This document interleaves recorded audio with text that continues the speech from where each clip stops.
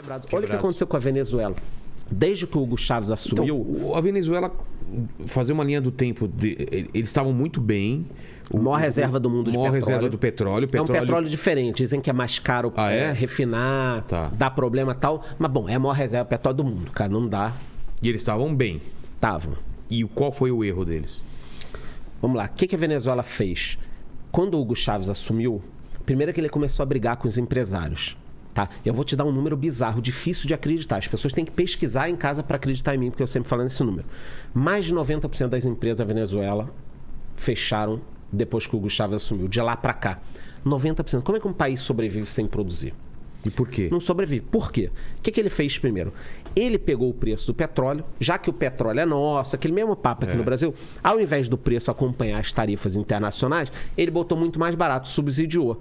Para a população, show de bola. Imagina que eu viro presidente agora do Brasil, a Petrobras tem petróleo, e fala assim, cara, a gasolina vai custar gasolina do Charlão. Vai estar no posto, vai ter a gasolina normal, aditivada, gasolina do Charlão. 99 centavos. Tá. Custa 99 centavos. O que a população vai achar? Isso é demais. Não, Charlão. Só que a Petrobras vai ganhar menos dinheiro. Tem um custo de investimento que a Petrobras tem que ter. Tem que furar.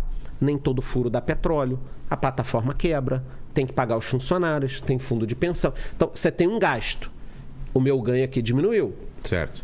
Né? A PDVSA, que é a empresa deles, ruiu.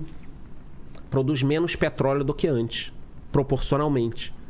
E aí, nessa área, eles já se ferraram muito. Tiveram que vender petróleo antecipado para a China mais barato. Então, a PDVSA, o ouro deles, que seria o petróleo, não rende. Porque eles não aproveitaram. Eles não pegaram esse boom de crescimento do mundo. O Hugo Chávez aproveitou lá atrás, quando o barril bateu primeiro os $100, na primeira vez, ganhou muito dinheiro, distribuiu o dinheiro para a população sem criar fonte de riqueza. Porque o grande problema, eu não estou discutindo, tá, que você tem que dar o dinheiro para as pessoas. Essa é uma discussão, eu acho muito louco quando alguém fala, tá vendo, o cara não quer que pobre ganhe dinheiro. Cara, isso é leviano. As pessoas têm que ganhar dinheiro. Só que você não pode dar o dinheiro uma vez só e acabar com a fonte de renda. Então, quando você deixa o petróleo baratinho, quando você explode as empresas, você causou um buraco no futuro. Você matou o futuro das pessoas. Então, dar dinheiro primeiro, agora, e quebrar uma empresa, você mata o futuro. Então, todo mundo estava feliz lá atrás com o Hugo Chávez. Agora, essa geração, os filhos dessa geração, estão na pobreza. A Venezuela tem uma pobreza extrema. Eu vi um dado que, em alguns anos, a população perdeu, em média, 11 quilos por causa da pobreza. Eles passam fome na Venezuela. É uma situação muito pior do que a nossa. E por que as empresas fecharam? Perseguição. Tabelamento, não queremos os Yankees aqui. Lembra do Hugo Chávez? Ele fazia esses discursos. Eu lembro que uma vez eu vi um discurso dele, né, lendo, que tinha um shopping sendo construído, e ele falou, olha, o que é melhor aqui? Funcionar um shopping ou funcionar um hospital, uma escola, aqueles discursos dele. E acabou que não teve nem o shopping nem a escola.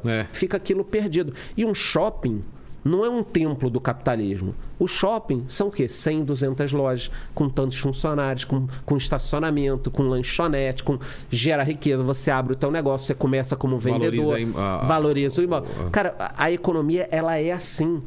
Eu aceito discutir melhoras no capitalismo ou algum novo formato daqui para frente de evolução, e não uma destruição que deixa um vácuo.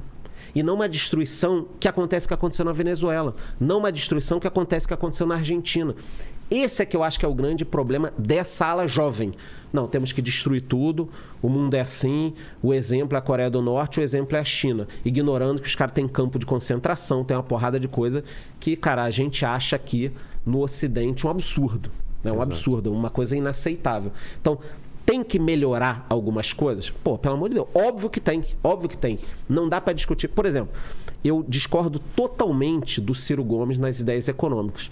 Mas ele foi um dos poucos caras que ficou todo o discurso lá que ele fazia. Tem tantos milhões de pessoas passando fome, precisamos resolver o problema das pessoas, precisamos... Então, a gente precisa falar mais sobre isso, mas sem destruir o que já construiu. Em 1800, 85% das pessoas no mundo viviam abaixo da linha da pobreza, com menos de $2 por dia atualizado.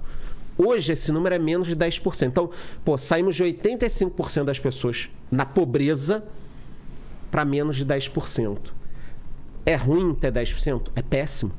Como é que a gente melhora isso? É menos de 10%, tá? Mas tô botando 10%. Como é que a gente melhora isso? Destruindo tudo e voltando para 85%, usando modelos onde o avô, o pai e o filho são presidentes, são ditadores, você fala que não é uma dinastia, não dá. É a história que eu falei do leite condensado. Comer 10 latas por dia não engorda, é a minha teoria e pronto. Não dá, entendeu? Então, eu não acho péssimo o que essa nova geração está fazendo na economia. Só que são teorias que a gente já viu que não funcionam.